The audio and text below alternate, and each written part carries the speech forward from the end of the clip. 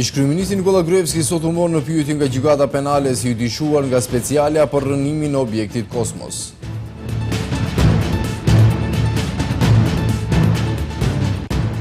Policia ka arrestuar më pas i ka lënë të lirë Valon Belën dhe një tjetër person në ndyshimin se kanë kërcënuar kryetarin e komunës së Çajirit Izet Mexhiti.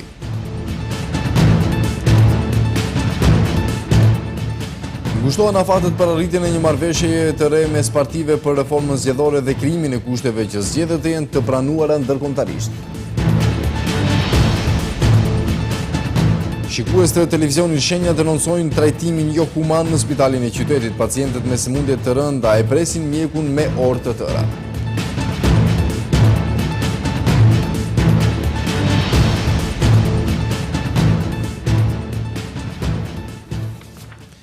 Përshëndetje të nderuar shikues dhe mirë se takohemi sërish me lajmet këtu në televizionin Shenja. Ish-kryeministri Nikola Gruevski është marrë në pyetje sot në gjykatën penale pas dyshimeve të ngritura nga prokuroria speciale në kuadër të rastit në të Gruevski dyshohet për rënimin e jashtëligjshëm të objektit Kosmos për shkak të hakmarrjes politike ndaj Fiat Sanovskit. Megjithatë, kryetari i VMLO-DPMN thotë se thirret në gjykatë për shkaqe absurde dhe se ndihet i pafajshëm. Nikola Gruevski nuk ndihet fajtor për rënimin e Kozmosit, madje është në pritje edhe të shumë marrëdhjeve të tjera në gjykatë si shta për shkaqe absurde. Ai sot për herë të parë pas tërheqjes së faljes erdhi në gjykatë për të deklaruar lidhur me këtë rast dhe qëndroi afro një orë. Postoje nuk je bidam povikuan zaradi absurdni pričini. Vazhdimisht do të thirrem në gjykatë për shkaqe absurde dhe do duhet të jap kësi deklarata dhe të arsyetohem edhe pse nuk kam asnjë faj. Vetëm e vetëm që qytetarët të ndërrojnë perceptimin dhe të fillojnë të mendojnë se edhe unë, edhe bashkëpunëtorët e mi jemi sigur ai që ka deklaruar se nuk i pranon gjyqjet e vendit. Thuaj se gjithë deklaratën e tij Gruevski e fokusoi në kreun e LSDM Zoran Zaev, që po tenton t'i aprish imazhin nëpërmjet prokurorisë speciale. Gruevski tha se prokuroria speciale që është një institucion politik, një ditë do turprohet për veprimet e saj. Gruevski nuk u përgjigj në pyetje të gazetarëve me arsyetimin se po shpejton në ngjarje. Danes ka be povikën vë sudot. Sot u thirra në gjykatë sepse Kati Cajaneva ka dyshuar se do ta lëshoj vendin dhe se nuk do të paraqitem në gjykatë. Nuk e di nëse dikush në këtë shtet beson në diçka të tillë apo është veç dëshire porositës Vetjanevës. Shihet se prokuroria speciale po bën hapa të porositura. Porositësi i tyre sigurisht e dëshiron këtë. Ai sigurisht ka dëshirë të largohem dhe të mos kthehem, po nuk do të ja plotësoj atë dëshirë. Gjykata penale ende nuk ka kumtuar vendimin e saj nëse kreu të VMRO-DPMN do t'i shqiptohen maset e veçanta të kujdesit, mund t'i merret pasaporta, të obligohet të lajmërohet në gjykatë apo të qëndrojë në arrest shtëpiak. Së bashku me Gruevskin sot në pyetje u morën edhe ish-ministri Mile Janakievski dhe kreu i komunës së Gazibabës Toni Trajkovski. Janakievski ju iku gazetarëve, ndërsa Trajkovski tha se kanë vepruar sipas ligjit. Edhe njëherë duhet të theksoj para jush se unë si kryetar edhe të punësuarit e tjerë në komunë kemi punuar në pajtim me ligjin pasi në fakt ato edhe ishin mundësit të veprohet vetëm në bazë të ligjit. Investitori nuk ka vepruar në bazë të ligjit, nuk ka vepruar sipas lejes për ndërtim. Kreu i VMRO-DPMN dyshohet për keq përdorimin e pozitës në rastin TNT, për rënimin e objektit Kosmos. Sipas të dhënave të prokurorisë speciale të dala kryesisht nga bombat e opozitës, Gruevski së bashku me ish-ministrin e transportit Mile Janakievski e kanë urdhëruar kreun e komunës së Gazibabës Toni Trajkovski që t'i rënoi objektin Fiat Sanovskit me dinamit, në mënyrë që t'i hakmerret për prishjen e koalicionit me partinë e tij dhe radhitjen me LSDM-n. Atëherë kur u publikua rasti TNT nga prokuroria speciale, Gruevski, Janakievski dhe Trajkovski ishin veç më të falur nga presidenti dhe kështu i shpëtuan për ndjekjes penale, por tani me riaktivizimin e procedurës edhe Gruevski do duhet të dëshmojë në gjykatë për rastet e publikuara. Policia ka arrestuar sot Valon Belën dhe një tjetër person në ndyshimin se kanë kërcënuar kryetarin e komunës së Çajirit Izet Mexhiti dhe punonjës tjerë të komunës. Pas marrjes në pyetje për disa orë, të dy janë lënë të lirë ndërkohë që vazhdojnë hetimet e prokurorisë. Ministria e Brendshme konfirmoi se 4 persona mes të cilëve edhe Valon Bela dyshohen për veprën penale cenim sigurie. Për shkak të dyshimeve se ka kërcënuar kryetarin e komunës së Çajirit Izet Mexhiti, është arrestuar sot nga policia aktivisti i BDI-s Valon Bela dhe një person tjetër me inicialet BR, 27 vjeç. Pas marrjes në pyetje për disa orë, të dy të dyshuarit janë lënë të lirë. Nuk dihen akoma motivet e zënkës mes Belës dhe krerëve të komunës së Çajirit. Nga Ministria e Brendshme vetëm njoftuan se rasti është dokumentuar dhe se po punohet në zbardhjen e motivit. Arrestimi ka ndodhur për shkak të dyshimeve për kryerje të veprës penale cenim sigurie. Vepra ka ndodhur më 6 qershor 2016. Pas bisedës informative dhe dokumentimit të rastit, 2 të arrestuarit janë lënë të lirë. Pas grumbullimit të provave, policia do të merr masat e duhura, ndërkohë 2 persona të tjerë si të dyshuar janë në kërkim. Nga komuna e Çajirit nuk ka qëndrim të qartë. Kërcënimi ndaj kreut të këtij institucioni, komuna e Çajirit e quan cënim të integritetit institucional. Në çdo rast kur cënohet integriteti i institucionit dhe kur administrata dhe qytetarët kanë arsye të besojnë se janë të cënuar, komuna në mënyrë institucionale do të kërkojë nga organet e rendit që ta rivendosin rendin dhe sigurinë në premisat e komunës. Komuna e Çajirit përkujton opinionin e gjerë se komuna është e të gjithë qytetarëve të saj. Komuna nuk është organ politik dhe nuk është parti politike. Në opinion u përfol se motivet e kërcënimit ndaj kreut të Çajirit Izet Mexhiti nga këshilltari i tij Valon Bela janë politike, mirëpo zërat e tillë nga kjo komuni quajtën spekulime. Ditë më parë, e përditshmja Dnevnik shkroi se Izet Mexhiti i ka shpëtuar ballafaqimet me një grup prej 20 personave të cilët janë futur në zyrën e tij. Sipas gazetës, kërcënuesit nuk e kanë gjetur Mexhitin në zyrën e tij, por ja kanë lënë një plumb në formë kërcënimi. Aktivisti i BDI-s Valon Bela, i cili u arrestua më pas u lirua, nuk donte të prononcojë në lidhje me këtë çështje. Po ashtu, policia sot ka arrestuar një nga 4 personë të dyshuar për sulmin e djeshëm ndaj pjesëtarëve të policisë në Tetov. Nga SBB Tetov konfirmojnë se mbrëmë në mesnatë është arrestuar 36 vjeçari EJ, i dyshuar se ka marrë pjesë në grupin që dje rreth orës 18:30 minuta ka sulmuar dhe lënduar 4 policë në rrugën Nikola Tesla. EJ është i dyshuar se ka marrë pjesë në pengimin e kryerjes së detyrës zyrtare dhe është mbajtur në stacionin policor në Tetov. SBB Tetov po ndërmerr masa shtesë për të gjetur edhe 3 të dyshuarit tjerë, thonë nga Ministria e Punëve të Brendshme. Sulmi ndaj 4 policëve ka ndodhur mbrëm gjatë tentimit për të arrestuar një 40 vjeçar nga Tetova që është dënuar me një vit burg, ku një person e ka sulmuar me shufër prej hekur një polis, pastaj i bashkohen edhe persona tjerë.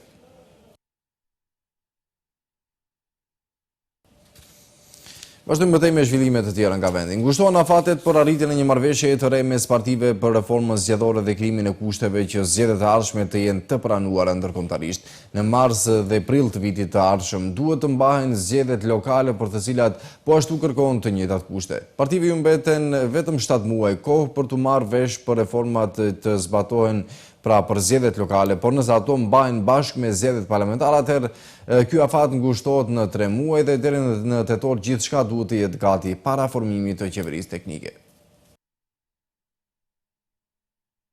Deri në fund të vitit, partitë në Maqedoni duhet patjetër të arrijnë marrëveshje për zbatimin e reformave të nevojshme që janë vlerësuar si kusht për mbajtjen e zgjedhjeve të lira, ferë dhe demokratike. Këto ndryshime nuk mund të shkojnë më gjatë se 6 deri në 7 muaj, e aq më pak deri në vitin 2018, kur sipas disa spekulimeve pritet të mbahen zgjedhjet parlamentare. E gjithë kjo për shkak se në mars të vitit të ardhshëm mbushen plot 4 vite nga mbajtja e rrethit të parë të zgjedhjeve lokale të vitit 2013. Këto zgjedhje mund të mbahen para kohe, por nuk mund që të shtyhen.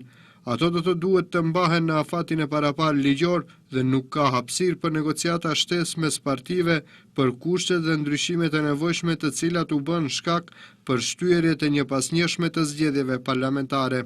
Kushtet e njëjta do të duhet të përmbushen edhe për zgjedhjet lokale, veçanërisht 3 pikat që janë emëruar si kushte kryesore: pastrimi i listës, reforma në media dhe ndarja e shtetit nga partia.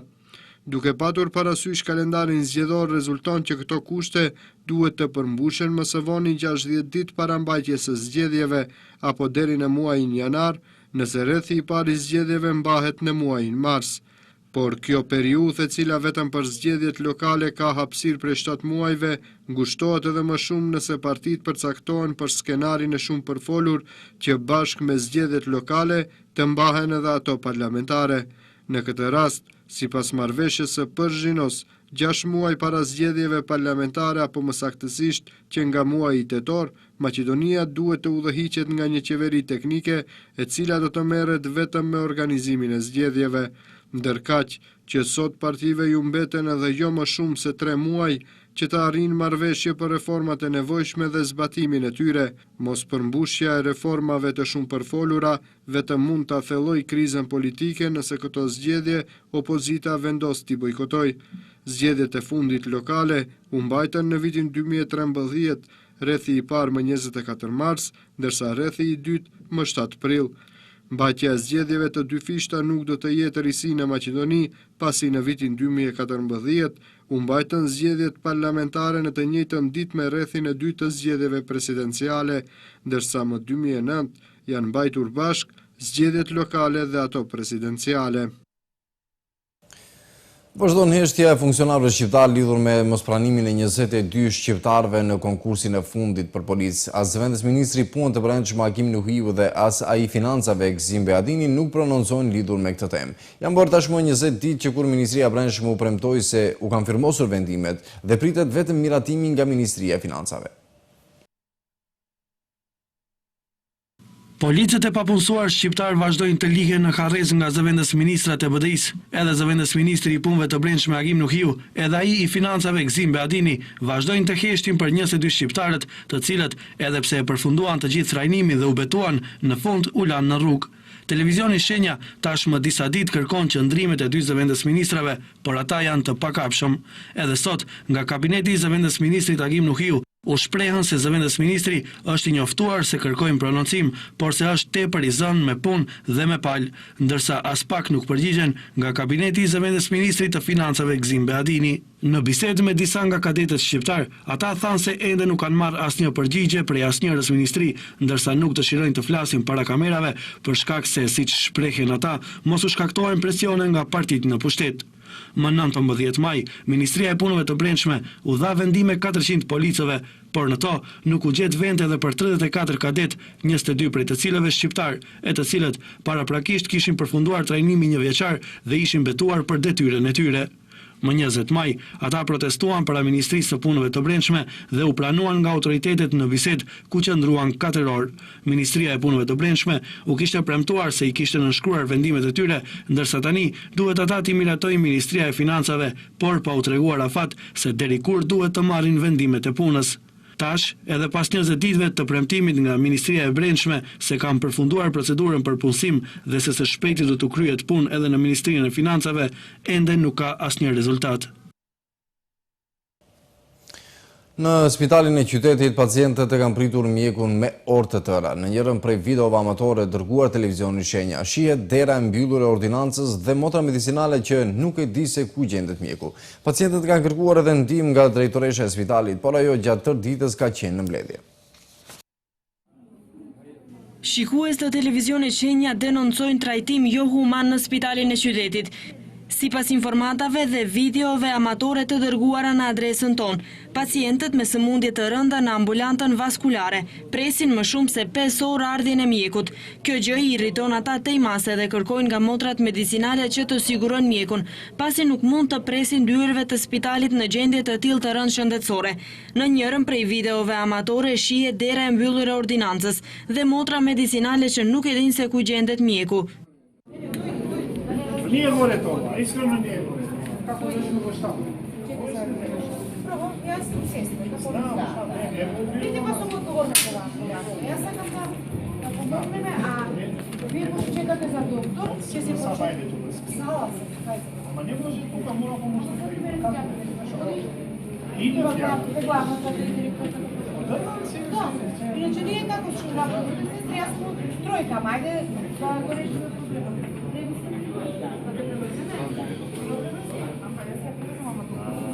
Revizija. Ajde si sada doktoru, moguće da... Znači,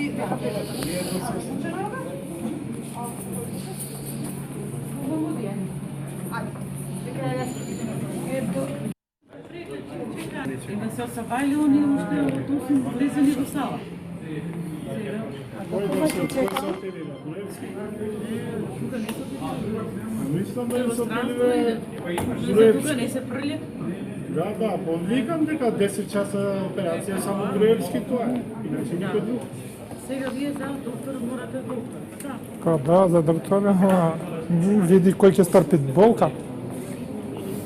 Да, мене ми изпрати. Од Савајле чекаме тука од 7. Изпрати кој се за преврска да преврзам, кој се за... Па за преврска, што стоите вие? Да.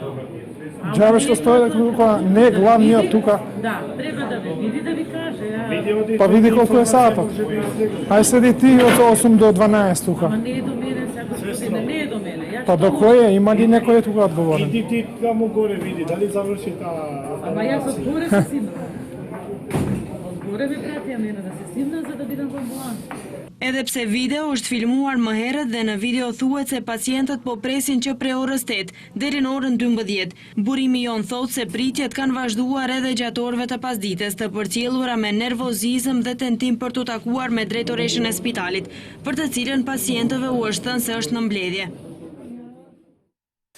Unioni i Nxënësve Shqiptar thotë se Ministri i Arsimit dhe Shkencës Pishtar Lutfiu nuk qëndron në fjalën e tij lidhur me testimin ekstern. Nxënësit denoncojnë se në takimin që kishin me ministrin më 31 maj, vetë ministri Lutfiu ka premtuar se testimi ekstern hiqet nga viti i ardhshëm. Unioni i Nxënësve Shqiptar ka reaguar ndaj deklaratës së djeshme të Ministrit të Arsimit dhe Shkencës Pishtar Lutfiu, i cili tha se nuk është e vërtetë se testimi ekstern nga viti i ardhshëm largohet dhe se këto janë spekulime.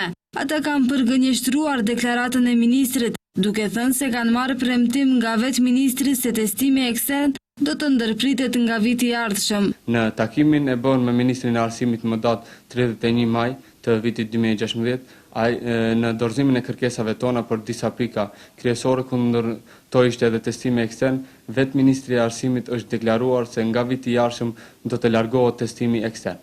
Dhe tash Unioni i Nxënësve Shqiptar nuk mund të bëj spekulime të atilla në lidhje me këtë lajm ku është edhe lajm shumë i pritur nga vetë nxënësit në gjithë Republikën e Maqedonisë. Ata gjithashtu kanë dënuar edhe gabimet që paraqiten gjatë testimit ekstern. Gati si çdo vit, gabimet teknike në testimin ekstern vetëm se thellohen dhe asnjëherë domethënë nuk janë duke u rregulluar këta gabime. Ndërkohë Ministri i Arsimit dhe Shkencës Pishtar Lutfiu, i pyetur dje rreth zërave në opinion se testimi ekstern do të ndërpritet nga viti i ardhshëm, është përgjigjur. Ние не работиме според спекулациите. Ne nuk punojmë në bazë të spekulimeve, testimi ekstern vazhdon edhe më tej dhe ne punojmë në përmirësimin e kualitetit. Ndërkaq nga Unioni i Nxënësve, po ashtu kanë paralajmëruar bojkot dhe protesta nëse nga shtatori nuk realizohen kërkesat e tyre. Fondacioni Shoqëria e Hapur ka promovuar sot projektin pjesëmarrje qytetare për demokraci lokale, i cili ka për qëllim forcimin e ndikimit të shoqërisë civile në zhvillimin e politikave kulturore publike dhe marrjes së vendimeve në nivel lokal. Ndërkohë edhe Bashkimi Evropian do të vazhdojë edhe më tutje të përkrah këto aktivitete. Forcimi i ndikimit të shoqërisë civile në zhvillimin e politikave kulturore publike dhe marrja e vendimeve në nivel lokal është qëllimi i projektit pjesëmarrje qytetare për demokraci lokale, që u prezantua sot nga Fondacioni për Shoqëri të Hapur. Koordinatorja e projektit Juliana Karaj tha se ky projekt do të implementohet në 3 komuna të vendit. Bashkëpunoj me 3 komuna, Struk, Strumis dhe komunën Qendër. Qëllimi është që të mundësohet organizatave qytetare në pjesëmarrje në procesin e krijimit të politikave në fushën e kulturës dhe zbatimin e të njëjtave, duke pasur parasysh rëndësinë e organizatave qytetare në demokraci. Gjithashtu, kjo do të ndikojë në rritjen e shërbimeve kualitative të komunave. Ndërkaq koordinatorja për financa dhe grante Gordana Mirqić pranë Fondacionit Shoqëria e Hapur tha se ata kanë për qëllim inkurajimin e organizatave qytetare në fushën e kulturës. 9 deri në 10.000 euro do të shpërndahen atyre organizatave qytetare që do të ofrojnë zgjidhje inovative në fushën e kulturës, të cilat kanë për qëllim rritjen e kapaciteteve të organizatave qytetare, si dhe ta implementojnë strategjinë lokale për kulturë. Duam t'i inkurajojmë organizata qytetare nga fusha e kulturës të na ndjekin në webfaqen tonë për ta parë thirrjen për aplikim. Do të ndahen nga 3 grante për secilën komunë. Përfaqësuesi i delegacionit të BE-s Martin Klauke theksoi se Bashkimi Evropian do të vazhdojë edhe më tutje të përkrahë këto aktivitete. Ky projekt ndihmon demokracinë lokale, pres që këto komuna të rrisin bashkëpunimin me sektorin civil. Bashkimi Evropian do të vazhdojë të përkrahë këto aktivitete dhe teknikisht dhe financiarisht. Inkurajojmë edhe qeverinë që të rritë bashkëpunimin me sektorin civil, të krijojë mekanizma për konsultime. Ky projekt parashihet të implementohet gjatë periudhës janar 2016-qershor 2017. Sot mbushen 138 vjet që kur më 10 qershor të vitit 1878 filloi organizimi dhe themelimi i lidhjes shqiptare të Prizrenit, një ndër lidhjet më të organizuara politike gjithkombëtare pas lidhjes dhe themelimit të Kuvendit të Lezhës të marsit të vitit 1444 në organizimin e Gjergj Kastriotit Skënderbeut dhe udhëheqësve të principatave shqiptare të shekullit 15. Lidhja shqiptare e Prizrenit zyrtarisht filloi me tubimin e 300 përfaqësuesve të gjitha krahinave shqiptare në Kuvendin shqiptar të mbajtur në Prizren më 10 qershor të vitit 1878. Qëllimi i takimit ishte formimi një shteti autonom shqiptar që do të mbulonte vilajetet osmane të Prizrenit, Shkodrës, Manastirit dhe Janinës. Lidhja ishte lëvizja e parë e madhe organizuar politikisht, administrativisht dhe ushtarakisht për të krijuar një rajon të bashkuar shqiptar, qysh nga dëmtimi i forcave të Skënderbeut në mesjet. Lidhja shqiptare e Prizrenit pati karakter gjithkombëtar, kurse Prizreni nuk u zgjodh rastësisht kryeqytet dhe Selin, në cilin u mbajt Kuvendi mbarkombëtar shqiptar më 10 qershor të 1878-ës. Kjo lidhje dhe Kuvendi i Prizrenit edhe sot e kësaj dite është një ndër ngjarjet më të rëndësishme historike në analet e ngjarjeve kombëtare shqiptare.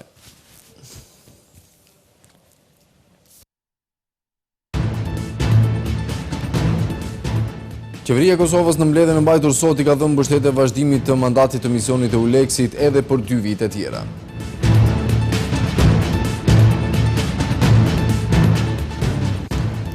Korea e Veriut ka propozuar organizimin e një mbledhjeje të madhe për zhvillimin e negociatave në lidhje me ribashkimin me Korenë e Jugut.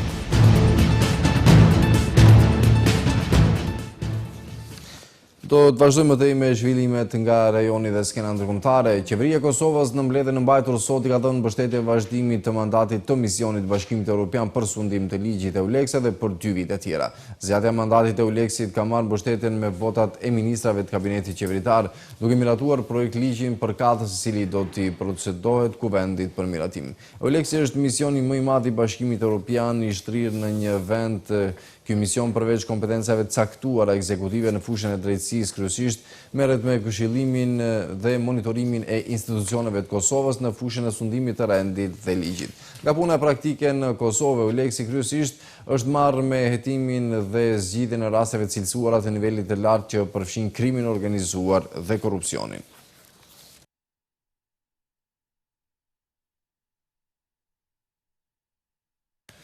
Presidenti turk Recep Tayyip Erdogan ka deklaruar se në Siri po përhapet terrorizmi shtetëror. Ai ka thënë se në krye është një vrasës që fatkeqësisht ka vrarë 600.000 njerëz si dhe ka dëbuar nga shtëpitë dhe vendbanimet 12 milion njerëz, raporton agjencia Anadolu. Aktualisht vetëm 3 milion njerëz ndodhen në Turqi. Ne nuk bëjmë pazar si vendet e Bashkimit Evropian, si vendet perëndimore që tek ne të vinë kaq njerëz apo kaq njerëz të mos vinë. Kushdo që largohet nga bombat fuqi, bombat kimike, ne kemi hapur dyert dhe gjithashtu do të vazhdojmë t'i hapim. Duke theksuar se turqit mesketian në Ukrainë përballen me kërcënime të vdekjes, Erdogan tha se deri tani në Turqi kanë ardhur 330 familje. Edhe pas kësaj do të vinë të tjerë dhe ne do të vendosim në vende të ndryshme, sepse ne ato nuk mund t'i braktisim në mes të bombardimeve. Ashtu si nuk mund të linim edhe vëllezërit tanë në Siri dhe Irak, ka deklaruar Erdogan. Korea e Veriut ka propozuar organizimin e një mbledhjeje të madhe për zhvillimin e negociatave në lidhje me ribashkimin me Korenë e Jugut, raporton agjencia Anadolu. Sipas lajmit në agjencinë zyrtare të lajmeve të Koreas së Veriut, KCNA, njoftohet se propozimi i Veriut ka për qëllim zhvillimin e marrëdhënieve mes dy Koreve dhe arritjen e ribashkimit përmes përpjekjeve konkrete të koreanëve. Ndërka qeveria e Seulit u përgjigj negativisht propozimit të Pyongyangut. Në deklaratën e Ministrisë së Bashkimit në Kore të Jugut, njoftohet se propozimi për bisedime i Koreas së Veriut është vetëm teknike vjetër propagandimi. Korea e Jugut, Korea së Veriut i kishte vendosur si kusht pastrimin nga armët bërthamore pas propozimit që Pyongyangu zyrtari ja bëri muajin e kaluar për nisjen e bisedimeve, ndërsa kishte bërë të ditur se i kanë dhënë përgjigje negative ofertës së Koreas së Veriut për bisedime ushtarake. Këtu të ndërshkues kemi përfunduar me këtë edicion të lajmeve, miru pafshim dhe miru të bofshim në edicionet të radhës.